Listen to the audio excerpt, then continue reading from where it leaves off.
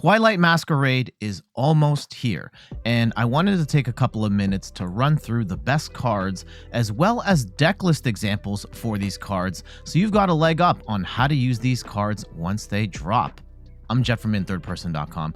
Make sure to like the video, subscribe to the channel, and let's take a look at the best cards from Twilight Masquerade and see the best ways of using them. Dragapult EX is the big one. This is poised to be the best deck going forward. Based on results in Japan, this is destroying everything, including Charizard EX. It's got 320 HP, a dragon type, so it has no weakness, and its 2 attacks are pretty good as well. Jet Headbutt does 70 damage for 1 colorless energy, and then Phantom Dive for 1 fire and a psychic energy does 200 damage, and you get to put 6 damage counters on your opponent's bench Pokemon in any way you like.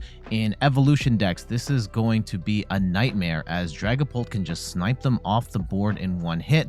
A lot of different decks like a Charizard or a Gardevoir or a Chen Pao with the Frigabacks might need to start running 70 HP versions of those basic Pokemon so they don't get instant KO'd, which is a bit of a problem because a lot of the times those 70 HP basics are not as good as the 60 HP basics. So Dragapult is incredibly powerful and incredibly disruptive. On top of that, the damage counters can't be blocked by Manaphy because Manaphy doesn't block damage counters, it only blocks damage. And Jirachi doesn't block this either, as Jirachi only blocks damage counters from attacks from basic Pokemon. So you're either going to have to use something like Rabsca, which is a evolution Pokemon, so you could just, your Rellor could get sniped out before you even get it set up, or Mist Energy, but Enhanced Hammer can knock that off too. So Phantom Dive is an incredibly annoying attack. Helping out Dragapult even more is its Stage 1 evolution Dracloak, which has the ability Telling Spirit. Once during your turn, you may look at the top 2 cards of your deck, put one of them in your hand, and put the other one at the bottom of your deck. So kind of like Gardevoir, where it has its own draw engine, it doesn't let you dig as deep as Gardevoir, where you get to discard a card and draw 2 cards, but still having a useful Stage 1 that helps you draw cards is incredibly powerful, making Dragapult an incredible force to be reckoned with. Here's an example deck list for Dragapult EX. I'm not going to take the time to break down every single card or anything like that, but I just want to note here that we are running 4/4 Dreepy and Dracloak here. We do want to have 4 Dracloak, and we want to set up as many as we can so that we can continue to draw through our deck. But we also have the Rotom V to help draw cards at the beginning of the game. Xatu is not only going to help us draw cards when we attach Psychic Energy, but we also attach Psychic Energy to cover the awkward attack cost of Phantom Dive, which is 1 Psychic, 1 Fire. And then we have the new Tatsugiri in here as well, which can help us grab supporter cards. We'll go into that one in more detail in a sec. Twilight Masquerade also has 4 new Ogerpon EX cards. It's kind of the whole masquerade. Ogerpon has masks, and the game represents it by having different Ogerpon with the different masks on, and we get 4 different Ogerpon here. One of the cool tricks that Ogerpon has to it is that they can actually switch between masks in the middle of battle, thanks to the Ogre's Mask card, which lets you switch an Ogerpon EX on the board with a Ogerpon EX in your discard pile, giving you some really cool combos. Teal Mask Ogerpon EX is the main one of the group. It's grass type, 210 HP, and its Myriad Leaf Shower attack for 3 grass energy does 30 damage and 30 more damage for each energy attached to both active Pokemon. So this is going to be doing 120 base, which is not great, but you can theoretically 1-hit KO a Charizard with 2 energy, but we're really using it for the Teal Dance ability, where once during your turn, you may attach a basic grass energy card from your hand to this Pokemon, and if you attach an energy to a Pokemon in this way, you get to draw cards. So you're getting built-in energy acceleration and draw power, and you don't necessarily have to keep the energy on the Ogerpon. We can use energy switches to move them around. Here's an example first place list, which just uses Grass Ogerpon as the attacker, and we are also running Gardenia's Vigor to load up even more grass energy onto these Ogerpons so they can do even more damage. And I'm not sure if this is really going to be the the way that the Grass Ogerpon is played. Yeah, with 24 energy as well. Absolutely nuts. But it is one way that the Grass Ogerpon, Teal Mask Ogerpon can be played. And one of the cool things is there's a lot of different ways of mixing up these Ogerpon cards. The way I'm most excited to play the Teal Mask Ogerpon is with Raging Bolt, where Teal Mask Ogerpon gets to accelerate energy to itself, and that just gives you more opportunities to attack with Raging Bolt's Bellowing Thunder, because Bellowing Thunder does 70 damage for each basic energy you discard, so Ogerpon can load itself up with energy very quickly and lets you combo into massive attack after massive attack with Raging Bolt. Another cool way to use Teal Mask Ogerpon is with Regidrago V-Star. You will use Ogerpon's ability to accelerate energy to itself and then move that energy over to Regidrago V-Star in order to use Regidrago's attacks. And in this particular build, we can copy attacks like Gudra V-Star's Rolling Iron, 200 damage, take 80 less damage. We can copy attacks from Noivern EX to either lock a stadium in play or avoid getting attacked from basics. We can copy Dragapult EX's attack for 200 damage plus sniping the bench. And then we have I think the Altaria does 100 and something and then also puts your opponent to sleep. Some really cool combinations here, and being able to accelerate energy to Regidrago very quickly is awesome. Hearthflame Mask Ogerpon is probably the most awkward of the bunch. Many of them have colorless cost, but then its best attack here is fire, which means you can't just switch from the Teal Mask one to the Hearthflame Mask one to power up its second attack. But doing that way, you still get access to Wrathful Hearth for 1 fire and 2 colorless. This attack does 20 damage for each damage counter on this Pokemon, which theoretically can let you do upwards of 400 damage, but the likelihood of eating exactly 200 damage is pretty low. Most of the time, this is just going to get one-shotted anyway, so I don't really see much use for that move. Also, we do have Dynamic Blaze here, where for 3 fire energy does 140 damage, and if your opponent's active Pokemon is an evolution Pokemon, this attack does 140 more damage and discard all energy from this Pokemon. So 280 on an evolution Pokemon that's going to take out V-Stars and a bunch of stage 1 EXs, but you have to discard all the energy, which is very annoying. There aren't really any lists that run Hearthflame Mask Ogerpon by itself, but we do have some lists that have all of the Ogerpons together, where Hearthflame Ogerpon is one of those Pokemon. And to cover that fire cost, we are using stuff like Luminous Energy and the new Legacy Energy, which we'll talk about in a sec, but really we're still using Grass here to power up the Teal Mask Ogerpon, as well as the other Ogerpons with that colorless cost. And then Hearthflame Mask, yeah, sometimes we're using it here with the Luminous Energy and the Legacy Energy. Wellspring Mask Ogerpon is one of the cooler ones. It does have the attack sub for 20 damage, 1 colorless energy. During your opponent's next turn, the defending Pokemon can't retreat. And it's not the best trapping attack, but there will be times where you can trap something and then your opponent is kind of screwed, which is nice. But really, it's here for Torrential Pump for 1 water and 2 colorless, does 100 damage to the active, and you may shuffle 3 energy attached to this Pokemon into your deck. And if you do that, you can also do 120 damage to one of your opponent's bench Pokemon. So a little bit of a snipe attack here as well, can help you snipe out smaller targets or finish off bigger Pokemon that have retreated to the bench. This example only runs Wellspring Ogerpon, and I don't know if this is really going to be the way. I feel like 100 and 120 is nice, but then you shuffle all the energy back, and now how are you attacking again? Regardless, this build got first place at a City League event. Also should shout out here that there's a new Milotic card that we saw in that last deck that has the ability Tranquil, where your opponent's Pokemon in play and the cards attached to those Pokemon can't be returned to their hand. So if your opponent wants to try and play something like a Professor Turo scenario or a Penny to effectively heal off that damage, Milotic prevents them from doing that, which makes the snipe attack on Wellspring Mask Ogerpon even more potent. Here's one more example of Wellspring Mask Ogerpon, this time with the Teal Mask Ogerpon for some energy acceleration, but we also have Palkia V-Star, which is a very strong attacker in and of itself, but it also can act as a way of accelerating energy to the Wellspring Mask Ogerpon for another snipe attack. And you could even technically snipe with Radiant Greninja as well if you really wanted to. Cornerstone Mask Ogerpon is very annoying. It has the ability Cornerstone Stance, where you prevent all damage from attacks done to this Pokemon by your opponent's Pokemon that have an ability. This walling Pokemon is going to auto win against a handful of decks that just don't have attackers, that don't have abilities. So really nice to have there. Its attack is it's okay for 1 fighting and 2 colorless. Demolish does 140 damage, and it's not affected by weakness or resistance or effects. So 140 shred, not bad, but we're really playing it for that walling ability. Here's an example of Ogerpon in a control deck with the Snorlax. Actually, this is more of a Pidgeot control deck, but it does have a bunch of Snorlax in here as well.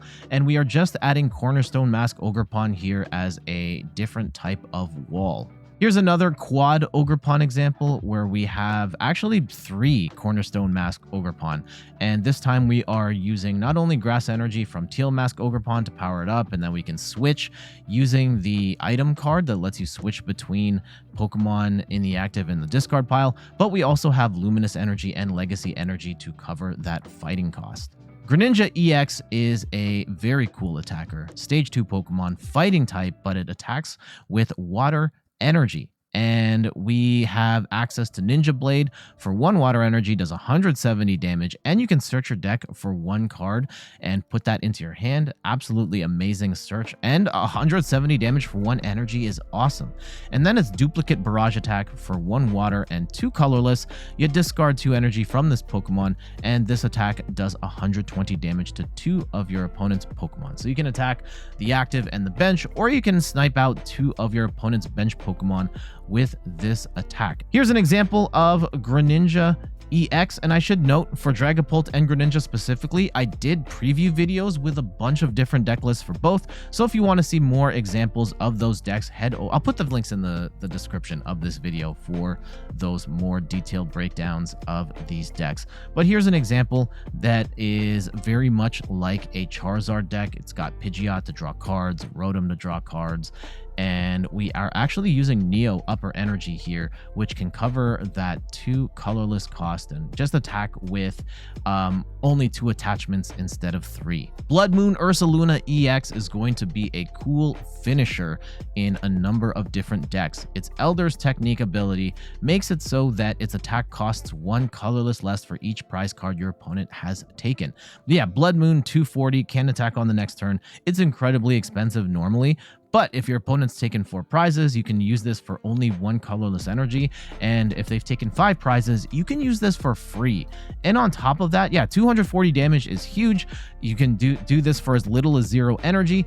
And Blood Moon Ursaluna has a whopping 260 HP for a basic, making it incredibly difficult for many decks to one-hit KO. Ursaluna can be used in a number of different decks. Here's an example with Greninja being able to act as sort of that endgame sweeper attack, especially since Greninja doesn't do a lot of damage in the grand scheme of things, so having something like an Ursaluna to finish things off is very nice. We also see it in Lugia V-Star, among other decks, where this can attack for free or with very little energy.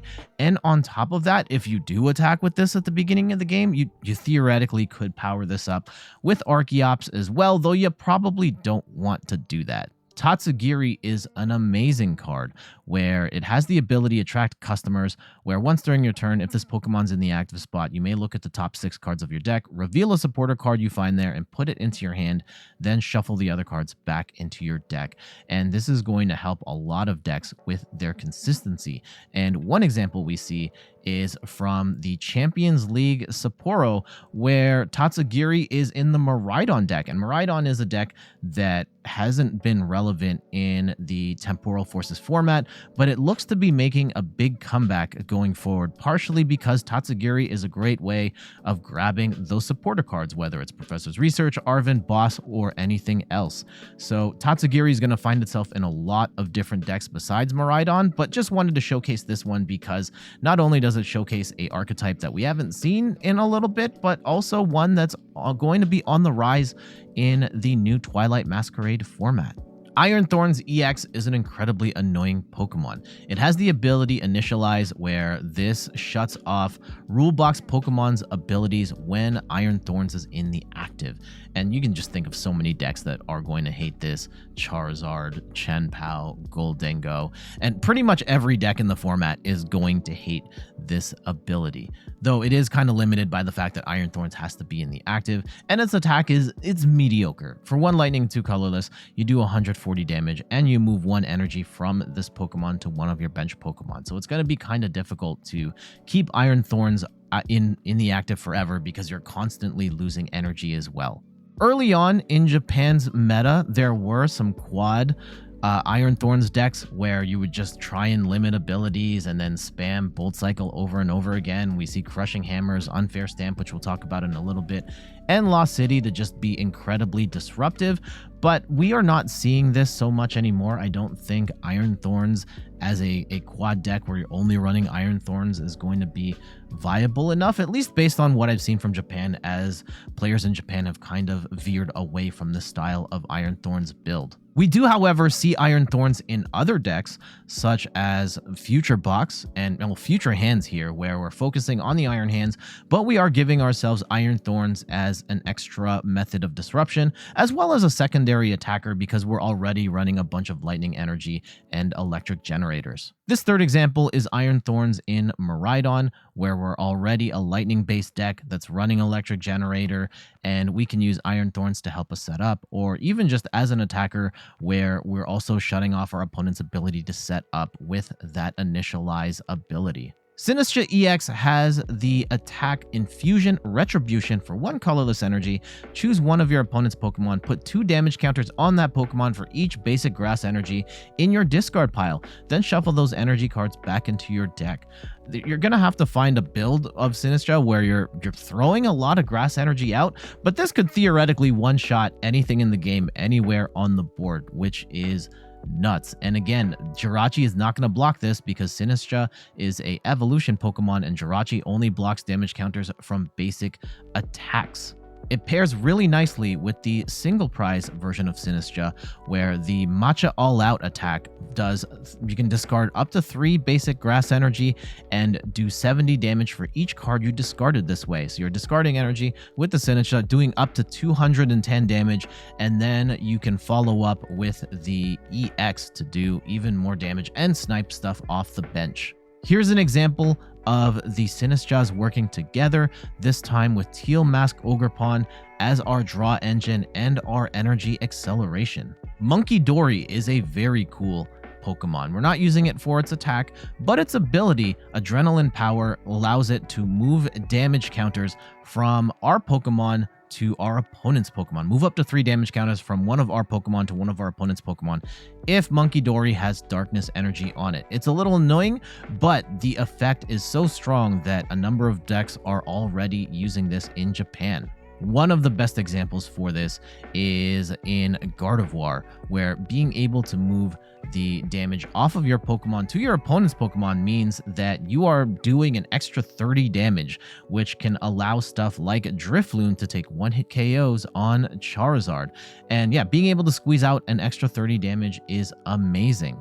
Blissey EX is going to be one of the most fun new decks coming out in Twilight Masquerade. It's a stage 1 with a whopping 300 HP, and it has the ability Happy Switch, where once during your turn, you may move a basic energy card from one of your Pokemon to another of your Pokemon. And there's some really cool uses for this that we'll get into in a sec. It also has the attack Return for 3 colorless energy, does 180 damage, and you may draw cards until you have 6 in your hand. So it's a decent attack. You're 2-shotting everything in the game, and you also get to draw up to 6 cards, which is very nice. Here's an example of Blissey with Monkey Dory.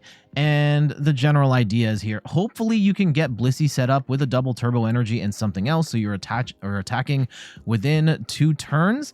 And then if we can get energy on the Monkey Dory, we can then move damage from our Blissey and move it onto our opposing Pokemon. And on top of that, we've got multiple Monkey Dories and multiple dark energy so that we can move even more damage off of our Blisseys to keep healing while also doing additional damage to our opponent's Pokemon. And one of the cool plays you can make is that you can have multiple Monkey Dory on the board and move the dark energy from one Monkey Dory to another one to then get that effect again using Blissey's ability, which is very cool. And I can imagine this being an incredibly tanky deck. We already see stuff like Sharon's Care in here to effectively heal off of Blissey, and also have Hero's Cape here to boost Blissey's HP all the way up to 400. Morpeko is a neat little Pokemon. I like this one a lot. It has the ability Snack Search, where once during your turn, you may look at the top card of your deck, then you may discard it. Just a nice little way of drawing cards and discarding cards.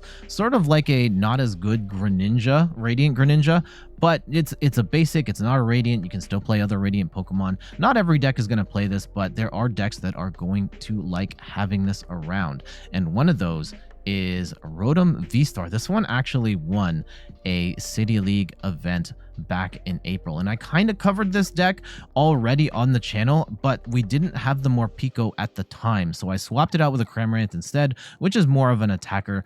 But in the Rotom V-Star deck, you can use it to get tools into the discard pile, powering up Rotom V-Star's attack.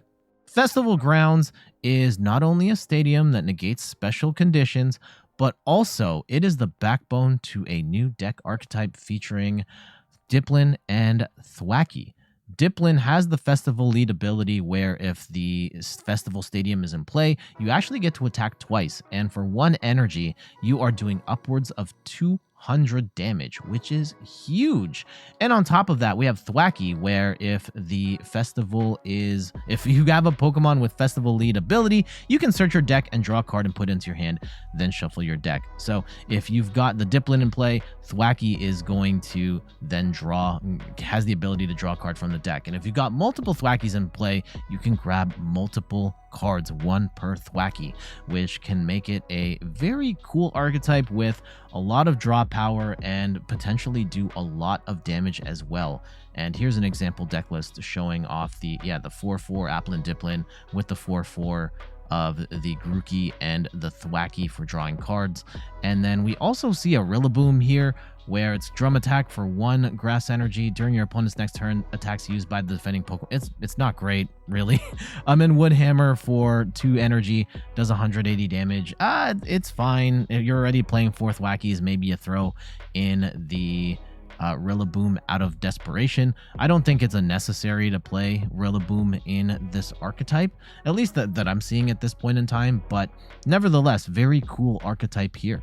Let's go look at some ace specs, and Unfair Stamp is the best of the bunch. You can only play this after one of your Pokemon got knocked out on the previous turn, but when they do, you can play this card, and both players shuffle their hands into their deck. You draw 5 cards, and your opponent draws 2 cards. This is arguably the best ace spec we have seen so far. This and Prime Catcher are right now neck and neck, and there is a case that Unfair Stamp could be even better than Prime Catcher. Pretty much every deck will benefit from having Unfair Stamp in it, so you really could put this in anything. However, here's an example of it in Giratina V-Star, where after a KO, you can really disrupt your opponent's hand. You get to see more cards. You can still play Colress's Experiment and do all your stuff, but now you've put them at a resources deficit while you get to still draw a billion cards with your Comfey and your Colress and so on. So really good use for Unfair Stamp here, but we are seeing Unfair Stamp in Japan being used in a ton of different archetypes.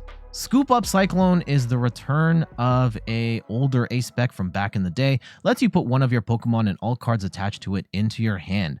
And this can be a great way of essentially healing off a Pokemon that has taken damage. And here's an example that we see for Dragapult, where we can use Scoop Up Cyclone to essentially remove a damaged Dragapult off the board, and then we can move into Dreepy, and then with the Dragapult card we just took off the board, we can now evolve up and basically have a fresh Dragapult ready to go. Now, you are still going to have to get energy attached, but with Xatu, that can help us get the Psychic Energy on, and essentially just negates one of your opponent's turns by removing that damage, which is very nice. Survival Cast is another neat A-Spec where if a Pokemon with full HP would have gotten one hit KO'd, you don't get knocked out, and your remaining HP is 10. So keeping you alive for at least one extra turn. We see an example of this in Lugia V-Star. Now, a lot of Lugia decks are running Legacy Energy, which we'll get to in a sec, but Survival Cast is very cool on Cinccino, for example, where you can take a massive one-shot with Cinccino with its special roll attack, but with the Survival Cast on, assuming it doesn't get vacuumed away, your opponent can't knock out the Cinccino, giving you another attack with a Cinccino that can do a ton of damage. Hyper Aroma is a very specific A-Spec. It lets you search your deck for up to 3 Stage 1 Pokemon, reveal them, and put them into your hand, then shuffle your deck. A couple of decks that can really benefit from this include Gardevoir EX, where you can just grab 3 Kirlias out of your deck and put them into your hand. Or we could do that with Goldengo EX, where you grab 3 Goldengos and get rolling. And not only are you getting your primary attacker set up right away, but Goldengo EX is also your draw power. So it is an incredibly powerful card in this archetype. Secret Box is a weird one, but still cool. You get to discard, well, you have to discard 3 cards in order to use it, but when you do, you can search your deck for an item, a Pokemon tool, a supporter, and a stadium, reveal them, put them in your hand, and shuffle your deck. So get rid of any 3 cards and get 4 of these other cards that can help you set up or make big plays. And one of the cool examples I saw is an Ancient Box, where you can grab all of those pieces while also discarding ancient cards, helping to power up Roaring Moon's attack. So really cool combo here with the Secret Box and the Ancient Box deck. Legacy Energy is Rainbow Energy, and if your Pokemon was knocked out while it has Legacy Energy on it, you take 1 less prize. And for certain decks that can run this, this is awesome. One of those decks is Lugia V-Star, and not only does it benefit from taking 1 less prize on your attacker, so Cinccino just takes no prizes when it gets knocked out, but it's a Rainbow Energy as well, which helps us run Iron Hands EX. Now we can run Iron Hands, power it up with Archeops, and now we have access to Amp You Very Much, and we can take an extra prize on smaller Pokemon with Iron Hands. So very cool addition to Lugia. Enhanced Hammer is a returning card, helps us discard a special energy off of our opponent's Pokemon, and Dragapult is one of the Pokemon that benefits the most from this, as Mist Energy prevents Dragapult's damage counters from working. So knock that off of the Pokemon with the Mist Energy, and then you can snipe them out with your Phantom Dive attack. Jamming Tower is an incredibly disruptive stadium where Pokemon tools in play have no effect. There are so many tools in the format right now, from A-Spec cards and Bravery Charms, Ancient Booster Capsules, Future Booster Capsules, Maximum Belts, and so on. And Jamming Tower just turns them all off. Now, the problem with this card is that because so many decks want to run tools, that they don't want to play this because they hurt their own game plan. But in decks where that doesn't really matter, like a Lugia V-Star, you can afford a spot or two to run Jamming Tower to disrupt your opponents. Carmine is an interesting supporter because it breaks a core rule of the game. If you go first, you may play this card during your first turn and discard your hand and draw 5 cards. And being able to do this on the first turn is fantastic. If you're a deck that would potentially run Squawkabilly, you could run this instead, or you could run both of them together to get massive dig at the beginning of the game, and you don't have to play this at the beginning of the game. You can use this in the middle of the game as well. You're just drawing 5 cards. At that point, it's a worse Professor's Research, but being able to discard at the beginning of the game is great. Again, Lugia benefits from these new cards. Carmine is one that, because you get to discard at the first turn of the game, this can help you dig deeper into your deck and get those Archeops in the discard pile.